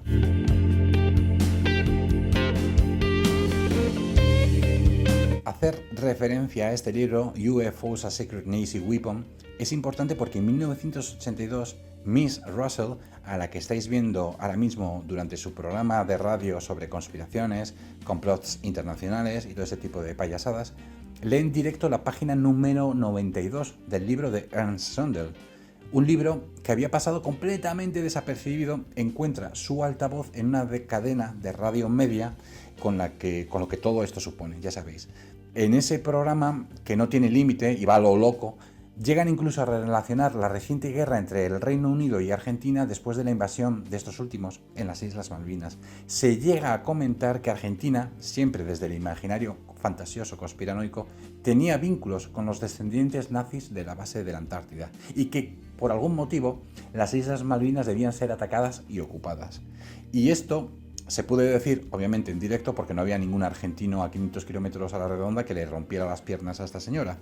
Miss Russell siempre utilizó el seudónimo de Ernst Sandel, Christoph Friedrich, como fuente de donde estaba sacando esta información, que estaba transmitiendo en su programa de radio, por un pequeño detalle que comprenderéis a continuación. Y es que Ernst Sandel, además de ser pro-nazi, negaba el Holocausto y defendía las barbaries cometidas en la Segunda Guerra Mundial contra pueblos considerados inferiores. El problema es que Miss Russell es judía e hija de uno de los rabinos de la costa este más influyentes, Edgar Medner, que a su vez pasó una juventud maravillosa en un campo de exterminio de Treblinka.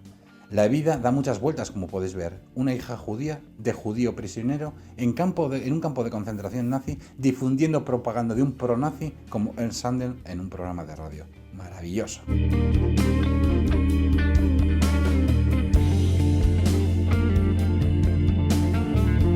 En el año 2003, Eric J. Sheeran publica un artículo titulado How Big Was the High Jump Operation to Fight Nazis?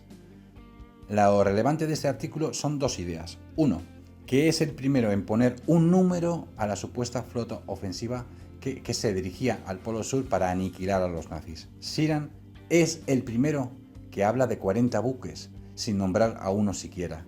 No da el nombre de un solo buque, pero dice que son 40. Pero el número 40 se quedó para la posteridad y es la cifra habitual que nos podemos encontrar en blogs, artículos, programas de radio o YouTube. Sheeran fue el primero en renombrarla.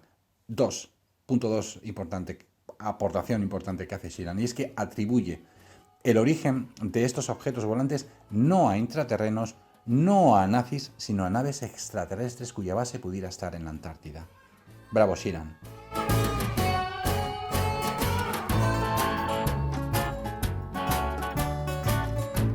Y sobre el siguiente documental, además que recientemente he podido compartir información con un compañero que me dijo, no, escucha este documental que es diferente a lo que me estás contando. Bueno, el documental que me presentaba este compañero es un documental que está basado precisamente en lo que vamos a hablar ahora. Es una modificación posterior, añadido 4 detallitos más, 4 fantasías más, pero bajo el amparo, bajo las sombras, bajo los tentáculos de todo lo que tiene que ver con los rusos, el Kremlin, la desinformación, fake news y todas estas payasadas para contaminar la mente de jovencitos confusos occidentales. I was poor and there not star, but nobody told me about that. Así que como me parece profundamente repugnante el siguiente documental, no voy a poner ni una imagen, vídeo o audio. El enlace, si lo queréis ver, está en la descripción. Es tal la repugnancia hacia este medio de comunicación y sus tentáculos que me niego a ponerlo en mi podcast, me da mucho asco. Me refiero a Russia Today y sus sucursales de desinformación. En el año 2008, Russia Today produce y emite un documental íntegramente en ruso llamado Operación OVNI del Tercer Reich. En este documental dicen basarse en ficticios documentos desclasificados de la antigua KGB que salieron a la luz cuando colapsó la Unión Soviética. De inicio, hablan que la operación High Jump estaba clasificado de alto secreto y donde los americanos perdieron al menos un buque, decenas de aviones de combate y decenas también de vidas de marineros, bueno, obviamente en combate con aeronaves nazis. A estas alturas ya hemos corroborado que la clasificación de seguridad de la operación High Jump fue confidencial y no de alto secreto, y que fue desclasificada en 1953, con todos los detalles. De hecho, tenéis el dossier de 550 páginas como fuente en la descripción de este podcast. Sabemos a ciencia cierta que ningún avión de combate estaba desplegado durante esta misión y, como mencionaremos más adelante, solamente hubo 3 bajas humanas en tierra polar por un accidente y 4 más en diversas circunstancias que detallaré al final del bloque. En esta basura de documental, bueno, aparecen muchas personas que te tocan el alma porque aparecen, bueno, pues testigos ya mayorcitos contando sus experiencias, actores que merecen realmente un Oscar. Bueno, en este documental se muestran fotografías y pequeños clips de vídeos manipulados, cortados adecuadamente, donde se ven a marineros americanos muy asustados, mirando y apuntando hacia el cielo, como si el peligro realmente viniera desde allí. Y efectivamente, venía desde el cielo, porque estas fotografías y clips de vídeo corresponden a los ataques kamikaze filmados por el equipo del reportero de guerra Samuel Lozada en las costas de Okinawa en 1944. El tipo y grano de la película era utilizado durante la Segunda Guerra Mundial, sobre todo en ambientes calurosos y húmedos, como pueden ser el habitual en el Pacífico en verano, y nunca en ambientes secos y fríos como lo son en el Polo Sur. En este documental, además, hacen referencia a un testigo presencial, algún tipo de marinero de alguno de los barcos que participó en la operación High Jump, al que llaman, con nombre en clave, Saracen. Saracen aporta información sobre los buques de guerra que componían la escuadra de la operación High Jump. Habla del torpedero USS Maddox. Nunca ha existido un torpedero llamado USS Maddox en la Marina estadounidense. Existió el famoso acorazado USS Maddox implicado en el famoso incidente del Golfo de Tonkin en 1964 y que durante la operación High Jump se encontraba en dique seco en su base naval de San Diego realizando operaciones de limpieza de carena. Ningún marinero que se diga serlo confunde un puto buque torpedero de 20-30 metros de eslora con un acorazado de primera clase. Saracen asegura ser marinero a bordo del USS Casablanca, que es un portaaviones, y haber presenciado el hundimiento del USS Murdoch por culpa del ataque de los ovnis. Nunca ha existido ningún buque de la Armada estadounidense con el nombre USS Murdoch, y el portaaviones Casablanca fue dado de baja en el servicio activo el 10 de junio de 1946, casi un año antes de la operación High Jump, y vendido como chatarra el 23 de abril de 1947. En el documental, Saracen ubica al USS Bronson en el despliegue de la operación High Jump y combatiendo contra los ovnis el 14 de febrero de 1947. El USS Bronson se encontraba en esa fecha amarrado en el puerto de Adelaida, en Australia, junto al portaaviones USS Pine Island, porta hidroaviones, y el USS Kao, a 3.000 kilómetros de distancia en ruta programada hacia el mar de Weddell en los próximos días. Saracen asegura que el buque insignia de la operación High Jump, el USS Mount Olympus, donde se encontraba el almirante Richard Crosser, si os acordáis, el responsable de toda la operación, sufrió serios daños después del ataque de estos objetos volantes. El USS Mount Olympus, el 11 de febrero, según el cuaderno de bitácora de a bordo, se encontraba en tránsito hacia Nueva Zelanda, escoltado por el USS Barton Island, sin novedad y sin ningún rasguño. Otro buque que según Sarracen sufrió graves daños fue el portaaviones USS Philippine Sea, buque en el que se encontraba Richard Byrd y los 6 R-4D que se despegaron con el sistema Hato. Pues bien, el primer buque en abandonar la zona fue el USS Philippine Sea y lo hizo inmediatamente después de que los aviones de transporte despegaran de su cubierta, el día en el que Sarracen lo ubica en aguas polares. En realidad, el USS Philippine Sea se disponía a cruzar el canal de Panamá el 14 de febrero y llegó sin novedad y sin un solo arañazo a su base naval de Quonset en Rhode Island el 27 de febrero de 1947. En definitiva, como mencioné hace bastante ya, el 90% de los buques que participaron en la operación High Jump, la real, la de verdad, ya no se encontraban en la zona cuando ficticiamente fueron atacados por OVNI. Esa es la cruda realidad.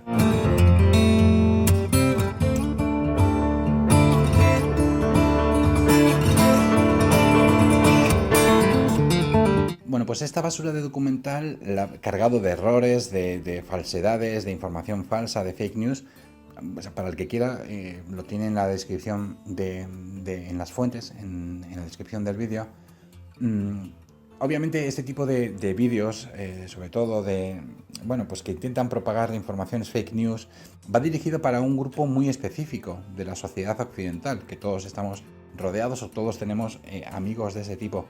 Personas con el cerebro, con la capacidad intelectual de una piedra, pero que luego son muy molestos y invitan mucho a la tabarra, porque como se lo creen todo y luego quieren propagarlo y propugnarlo por ahí, pues nos tocan un poco las pelotas, pero bueno, son molestos, pero debemos ser conscientes que todo este tipo de vídeos fantasiosos de las conspiraciones van precisamente para la gente más débil intelectualmente de nuestra sociedad, con un análisis crítico nulo, cero, se lo tragan todo. Bueno, pues para ellos van este tipo de vídeos y este tipo de chorradas y de payasadas.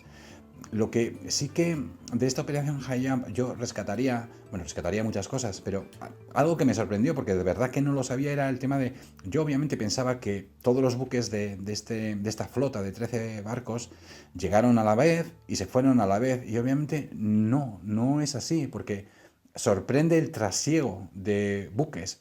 De repente uno llega, acaba con la misión y se va de allí corriendo, de repente llega a otro grupo, realiza lo que tiene que realizar y vuelve a irse. Quiero decir, esta aventura, esta película en la que los ovnis combaten contra un grupo de barcos, ya sean 13, ya sean 40, ya sean 40.000, en realidad es que nunca se produjo, porque en realidad fue tal el movimiento de buques que, pues eso, precisamente lo que sorprende, ¿no?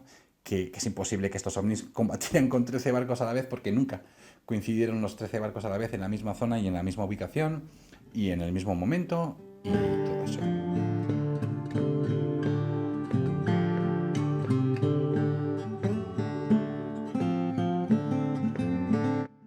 En octubre de 2012 aparecen una serie de testimonios, que son estos dos marineros que aparecen en este documental, presuntamente testigos presenciales del falso ataque OVNI durante la operación High Jump, en la revista New Dawn, cuya portada estáis viendo ahora mismo.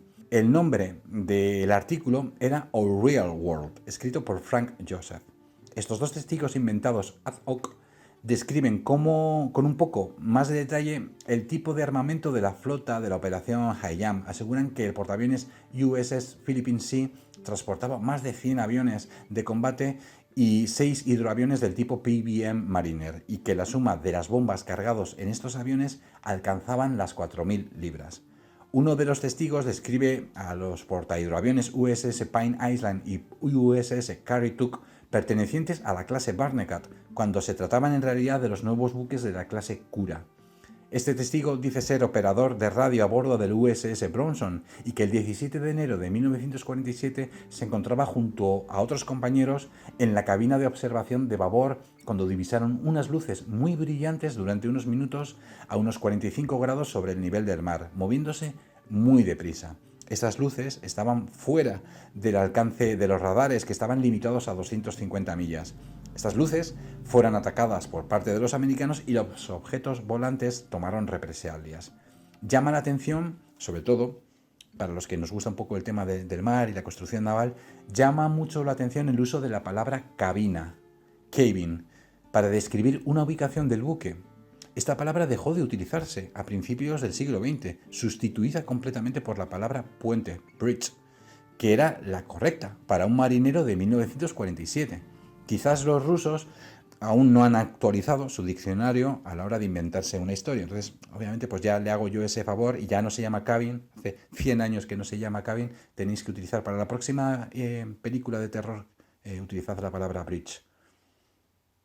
Pero el autor intelectual de este artículo publicado en el panfleto New Dawn está atribuido en realidad a Joseph P. Farrell, conocido por publicar una serie de libros en materia de ovnis y nazis, que a su vez copió esta idea de la publicación EU Times. Y al nombrar EU Times espero haber causado en todos vosotros el susto que merece, porque EU Times, como todos sabéis, y supongo que todos tendréis algún amigo flipado y puto loco que se cree todas estas payasadas, que os habrá nombrado alguna vez algún tipo de noticia que aparece en este medio. Bueno, pues como todos sabéis, EU Times es un medio de desinformación ruso y basura en general, y es la fuente por autonomasia donde todos los magufos del planeta acuden a beber de sus pútridas páginas y después nos vienen a dar la turra al resto con las gilipolleces que han leído allí, bueno, de toda índole. Y EU Times está dirigida por David Booth, cuyo seudónimo para publicar en redes sociales es Sourceafile.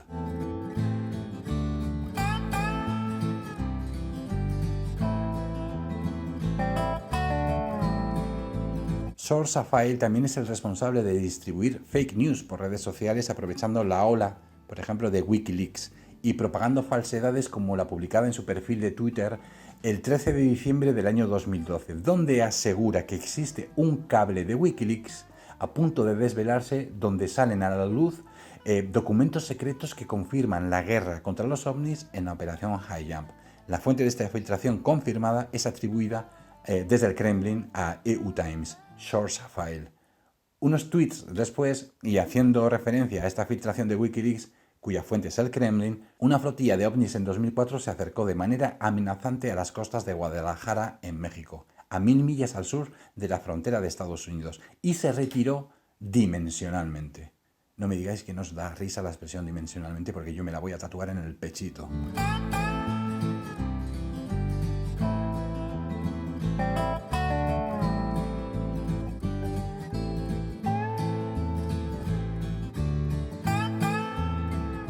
Y ya para acabar con este bloque 3, número 3, no quería olvidarme de todos aquellos marinos y tripulantes que perdieron la vida efectivamente durante los ejercicios desarrollados en la operación High Jump. Hablan las fuentes conspiranoicas, sobre todo las rusas, que durante la operación de los ovnis, durante el ataque de los ovnis, hubo decenas de bajas por parte de los americanos. El número de marinos aproximados que viajaban en los 13 buques era de 4.770, incluyendo a todo el personal, desde mandos hasta el limpiador de la sentina, muy al límite del número mínimo necesario para operar un buque.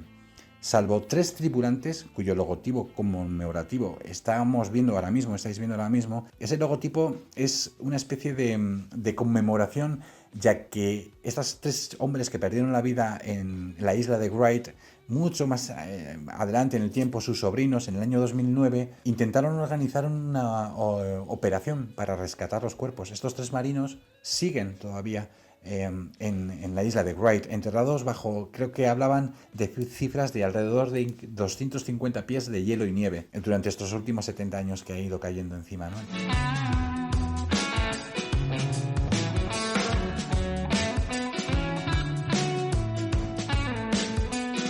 Bueno, entonces, el número total de personas, ¿cuántas personas murieron en la operación High Jump? Pues ahora mismo enseguida os lo cuento, pero contabilizamos 7, 3 como accidente propiamente en la Antártida y otros 4 personas muertas por diferentes tipos de accidente en tránsito de un lugar a otro, ¿vale? Lo voy a explicar ahora mismo. Pero, en general, de los 4.770 tripulantes, por así decirlo, desplegados en la operación High Jump, 4.763 tripulantes volvieron a casa sanos y salvos. ¿Dónde están esas decenas de personas muertas que aseguran estos documentales? No hemos visto a madres, esposas o hijos por ninguna parte reclamando la desaparición de ningún marido, esposo o padre. Nunca. ¿Dónde están esos cuerpos que aseguran estas personas? ¿Vosotros creéis que el gobierno de los Estados Unidos pueden mantener oculto el motivo por qué esas personas hayan muerto, pero no van a mantener oculto o en secreto a decenas de familias reclamando por el cuerpo de sus hijos, a los que probablemente no se les dé una explicación, pero ¿dónde están? Entonces no hemos visto absolutamente nada de eso.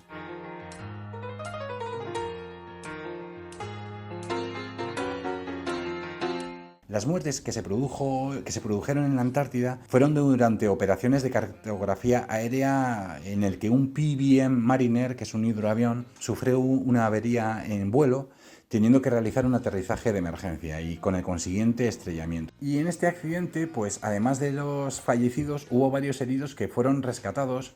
Es una odisea, también nos podríamos pasar muchas horas hablando de ese rescate, porque estuvieron 2 semanas completamente aislados, tuvieron que caminar 10 millas para el punto de contacto, se les mandó suministros para que aguantaran mientras eran rescatados. Hablo de los supervivientes. Bueno, pues estos heridos fueron rescatados y trasladados al USS Philippine Sea, que además fue el primer buque que abandonó la flota una vez cumplida su misión. Y contabilizamos 4 muertes más en tareas operativas diversas. Por ejemplo, una muerte muy triste es la de un marinero de 17 años que sufrió un accidente desplazando carga a bordo del USS Yancey, con el consiguiente accidente muy cerca, pero ya en tránsito de la isla de las ballenas, de la bahía, de las ballenas, en una de las islas que están fuera de la Antártida. Estáis viendo su retrato ahora mismo en pantalla, un chico súper joven, pues da pena que un chico tan jovencito muera en esas circunstancias. Ya vamos 4 muertos, 2 tripulantes murieron. Estos 2 tripulantes estaban asignados al grupo occidental que formaría parte de la operación High Jump, pero que murieron en un accidente automovilístico en Liberty, Australia, antes de poner y de embarcar rumbo a la Antártida. Y estos chicos murieron por idiotas, por conducir borrachos. Así que nos falta 1, y el 4º muerto es un marinero del USS Mount Olympus que en su tránsito hacia su base en Estados Unidos y cruzando el canal de Panamá, pues este chico, mientras el USS Mount Olympus hacía la espera para darle permiso en ingresar en el canal, pues se bajó del barco, se fue a un bar, bebió un poquito, volvió nadando al barco y se hundió y se ahogó. Y ya tenemos los 7. Estos son las 7 desgraciadas pérdidas acaecidas en la operación High Jump. Y sobre todo, es que son públicas.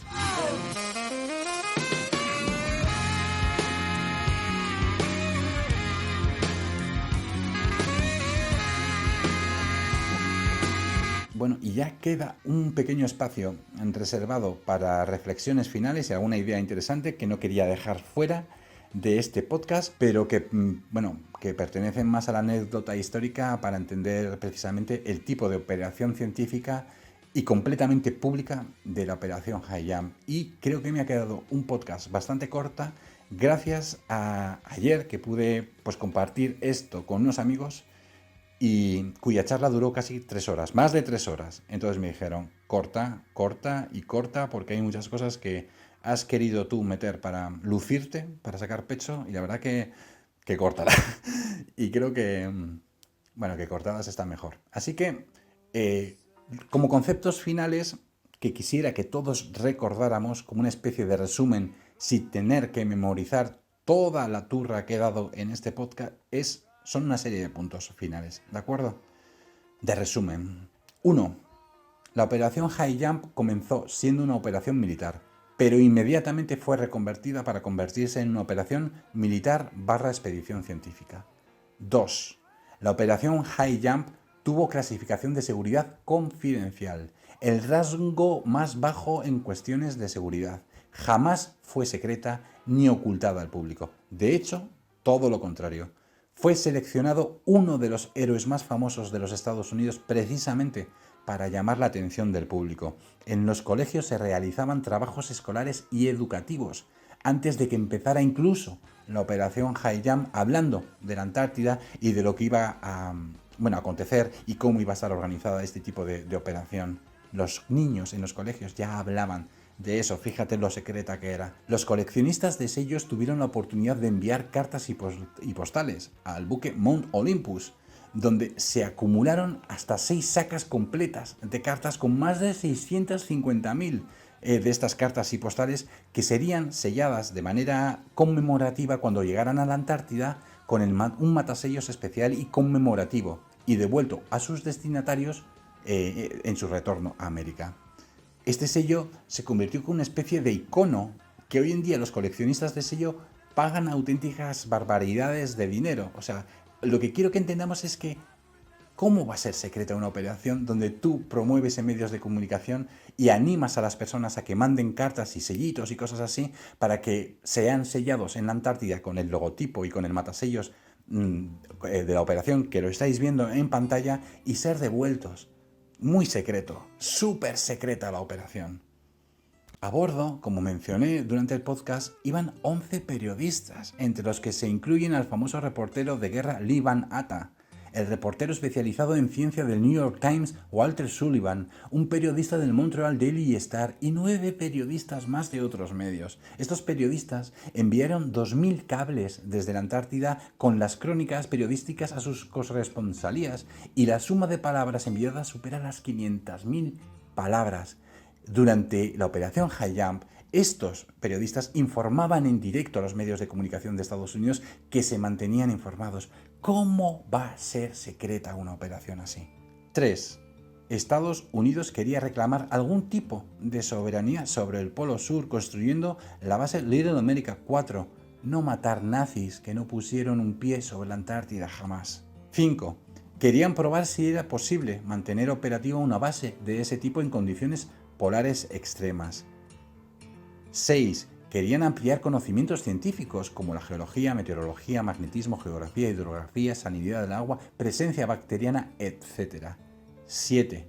Querían probar nuevos equipos que se venían desarrollando desde hace tiempo. Estáis viendo ahora mismo buzos de la Armada probando sus trajes de buceo en la banquisa de hielo de Ross, donde se encontraba la base Little America 4. Son equipos de buceo nunca antes probados en ningún otro lugar del planeta y que se estaban precisamente... Y cuando hablo de trajes de buzo, hablo de nuevos vehículos oruga, bulldozers, todo este tipo de cosas que se estaban probando en condiciones extremas polares. 8. Querían probar la eficacia de un desembarco aéreo de material. Por eso se llama la operación High Jump. 9. No hubo ni un solo avión de combate embarcado. No vais a encontrar ni una sola fotografía de la operación en la que ningún tripulante sostenga un fusil o una ametralladora, ni siquiera una pistola en el cinturón. Se quitaron torretas de artillería para montar plataformas de helicópteros, así que cuando nos cuentan que era una fuerza ofensiva de ataque, ¿de qué cojones nos están hablando? 10. Cuando he hablado de que todos los barcos regresaron a casa sin un rasguño, obviamente me refiero lógicamente a ningún desperfecto producido por una acción bélica originada por ovnis o por cualquier otro enemigo. Por supuesto que los barcos sufrieron averías, roturas de timón, hélices, brechas en el casco, fruto de navegar en uno de los lugares más inhóspitos del planeta, atravesando y golpeando banquisas de hielo de un grosor considerable hasta el punto de que el submarino USS Senate tuvo que ser rescatado no pocas ocasiones. Incluso cualquier ojo inexperto sabe distinguir entre la falta de pintura en el casco o una abolladura del ataque de cualquier índole, cualquier explosión o armamento. 11. Y la más importante. Los conspiranoicos, sobre todo esas personas que hacen referencia a que fueron 40 los buques, obviamente si no fueron 40, si fueron 13, tú te tienes que inventar 20 y pico nombres de barcos para completar la flota. Y esos 20 y pico nombres de barcos, ¿de dónde los sacas? Pues obviamente de Wikipedia o de donde sea. Y lo más seguro, bueno, no, totalmente seguro es que te equivoques en todos. Precisamente ese es el problema, que la información que nos aportan y que hemos podido contrastar no corresponde con la realidad.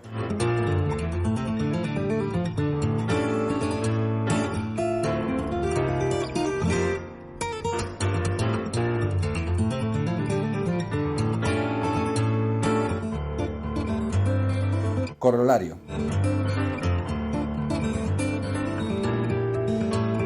Muchos minutos atrás mencioné que Ernst Zubel hacía referencia a que los nazis habían encontrado en la Antártida un lugar libre de hielos, con clima benigno, lleno de vegetación, que incluso Stephen Quayle había manipulado declaraciones de Karl Donitz, donde aseguraba que los nazis tenían una base en el oasis de la Antártida. Bueno, pues todas estas referencias nacen precisamente de las crónicas de los periodistas que mandaban a sus periódicos.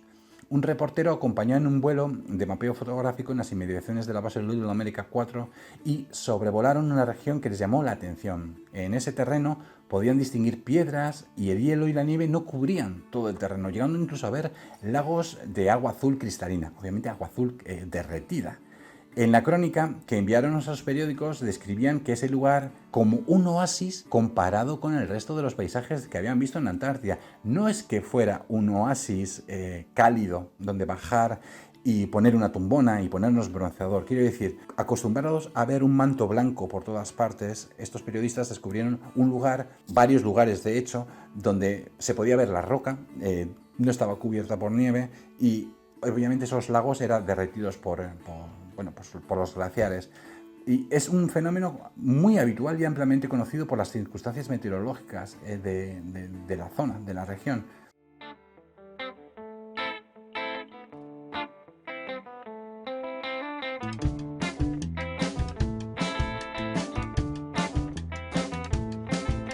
Si quieres que ningún ruso te coma la cabeza con payasadas sin sentido, obviamente no tengas la mente abierta. La mente abierta es una invitación a que estos sinvergüenzas instalen ideas idiotas en tu cerebro. Así que, para protegerte, utiliza tu pensamiento crítico.